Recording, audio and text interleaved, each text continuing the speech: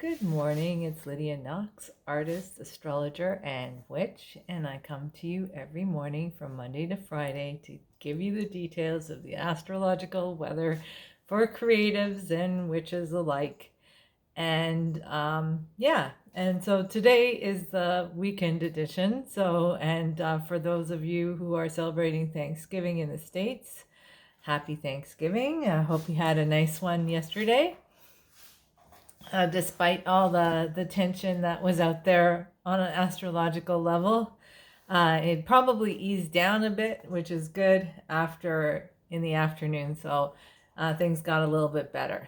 So I'm going to start with the astrology for today. The moon opposes Jupiter. So there's like a feel-good joviality energy going on there. But there could be a temptation to drink too much or eat too much or to overdo things or overreact. So just be mindful of that because the moon still is in Leo. So there's a sense of pride. There's a sense of generosity. You could be too generous. And if you're going shopping, you could end up spending too much. So just be mindful of that energy that wants you to go to the extreme and the excess, and check yourself before you wreck yourself, right? The moon also kind of enters into an uncomfortable position with Pluto in Capricorn. So there is this need to have some kind of control, some kind of order, some kind of clarity, and to focus on business and to accumulate money through business. And this is like a nagging voice in your head, especially if you're working for yourself. You might, on one hand, want to just party and have fun.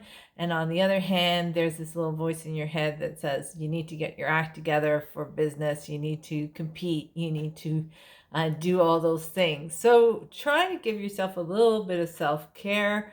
There's still, it's easy to get into an argument. It's easy to overreact. It's easy to be a little bit more crusty today. I know me, I just started with a meme and yeah. Yours truly is also guilty of overreacting sometimes. My husband would say, what? No.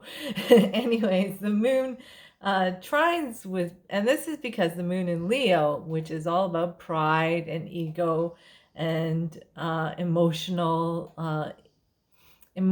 sense of self, right? And your understanding of your emotions works really well with Eris in Aries. That's really hard to say. Eris in Aries. And Eris is the goddess of chaos, is the goddess of battle, is the goddess of poking the bear. And in Aries, she's just like, right in there poking the bear. And because she's been squaring with Pluto, there has been an us versus them, right?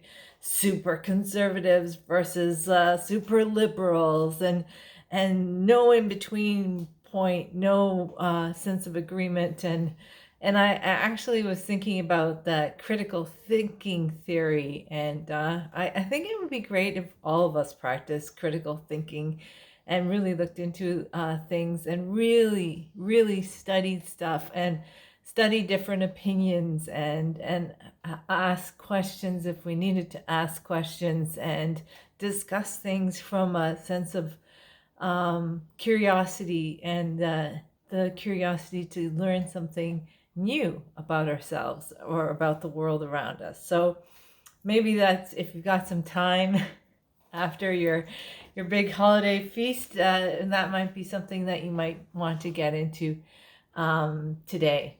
The moon goes void, of course, from 11:24 a.m. Eastern Standard Time to 9:12 p.m. So we got a whole afternoon of kind of feeling sluggy and bogged down and not being able to do anything. It's a good time to make a blanket fort. One of my friends loves to do that. Make a blanket fort in your bed and watch some holiday movies and just, take it easy if you can. If you possibly can, try and stay out of the fray and just enjoy a nice, cozy afternoon this afternoon without signing any contracts or stuff like that. When the moon is void, of course, it's good to put off making any major decisions. So if you have any major decisions, make them in the morning before 11:24, or wait till tomorrow, right? Don't jump the gun. Don't sign any contracts if you can. Don't plan anything big.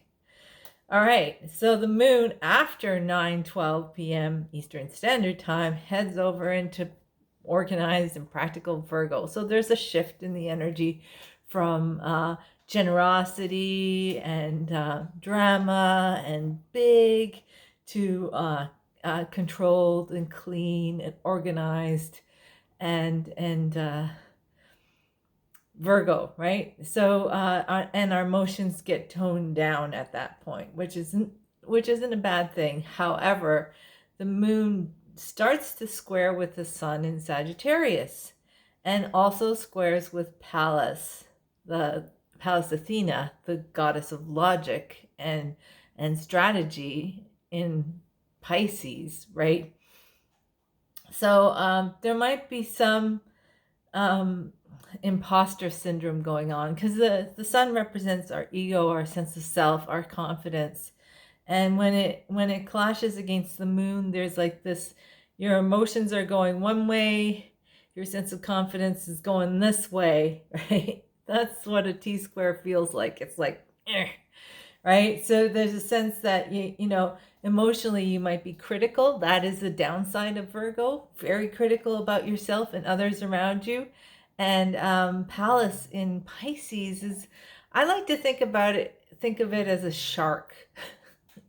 I have some Pisces friends, and I always tell them that the other ship, one fish is like this nice little goldfish that's swimming on the top, and underneath is like the shark. So Pallas Athena in Pisces is the shark, is the strategy, but strategy using intuition and empathy as something.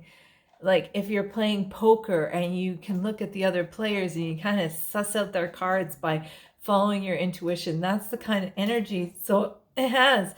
And this clashes against the sun in Sagittarius, which is all jovial and fun loving and wants to party, wants to have fun.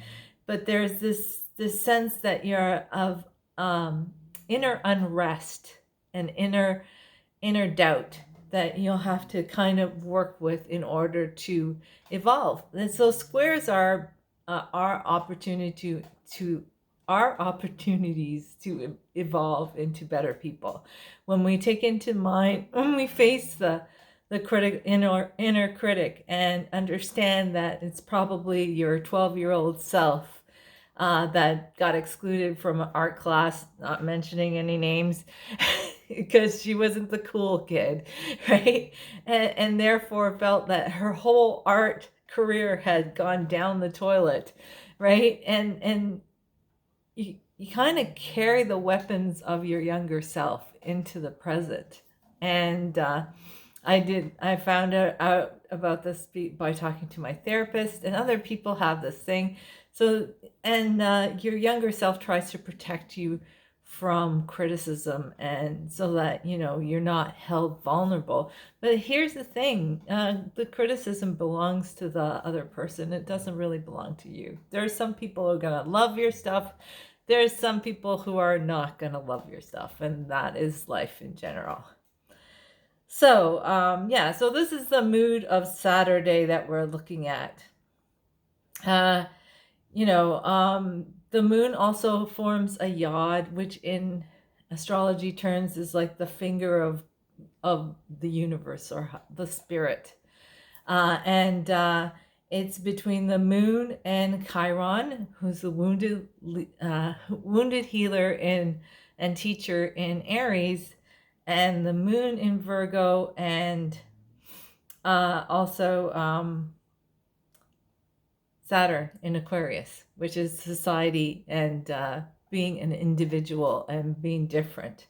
So we're kind of pointing to the moon. So we're processing this through our emotions. So This is a good time to work on any wounds that you have from the past. Saturn has a lot to do with karma and our childhood wounds and the old lessons that and resentments that we haven't worked through, especially when it comes to our emotional self. So this is something that you might want to keep in mind uh, on Sunday. And also the North Node, which is our path of where we are going. It is our compass star, has moved from Gemini, which was highly intellectual, into Taurus. So the universe is telling us to slow down a little, just to take it easy, not to jump the gun, kind of ruminate on stuff, and kind of process it in our own time, not rush and jump the gun, right? So yeah, and the sun on Sunday, the sun trines with Pluto in Capricorn. So we've got a lot of psychic energy, a lot of creative energy. We're able to dig deep into Pluto's the lord of the underworld in Capricorn. We're able to find our methodology. We're able to look at the details critically. It's a great time to catch up on your bookkeeping. And the moon also connects well to Mars in Scorpio, so we'll have a ton of energy to get through the nitty gritty in order to create something big. And the moon opposes Neptune in Pisces, which intensifies our magic and intensifies our intuitive powers. And so really pay attention to any intuitive things that you have to do, your dreams and stuff like that. It's a great time to do tarot readings because your intuition is at a high point on that day. So that's the weekend in a nutshell.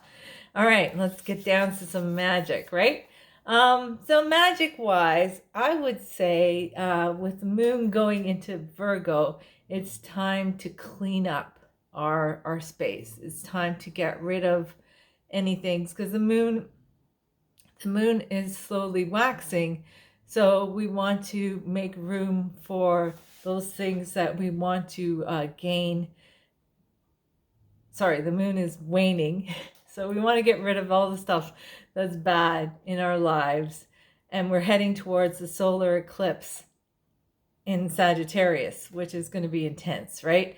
So this is a great time to watch some episodes of Marie Kondo and lovingly give away some of the stuff that you don't need anymore, and to clear your space and to get rid of any clutter that you really don't see any reason why. And when you're sweeping up your place, a really good Santero friend of mine told me that you should sweep up the dust, put it in your dustpan, and then take that dust away from your property and dump it there. So a garbage can, clearly, but don't keep it in your space, because all that negative energy that's accumulated over time is gathered up in that dust and dander. So when you're cleaning up, also on Sunday, if you're doing some cleaning, use citrus oils because that's the day of the sun, and it's a day for clarity, and it's a day for energy. So add a little bit of citrus oil into the soap that you use to clean your house. I'm still a Pine Sol fan, and Pine Sol is, in North American folklore magic, Pine Sol is like the thing to clean up all the negative energy in your space. And I kind of like the smell of it too. So it depends on what speaks to you, right? So, but yeah, let's get cleaning this weekend after the Thanksgiving celebration and prepare for the solar eclipse that's going to be happening soon, because we've reached the final quarter before the new moon. So yeah, so it's a good time to really start cleaning things up. So with that, I'm going to say stay creative and stay magical, and I will see you guys on Monday. Take care. Bye.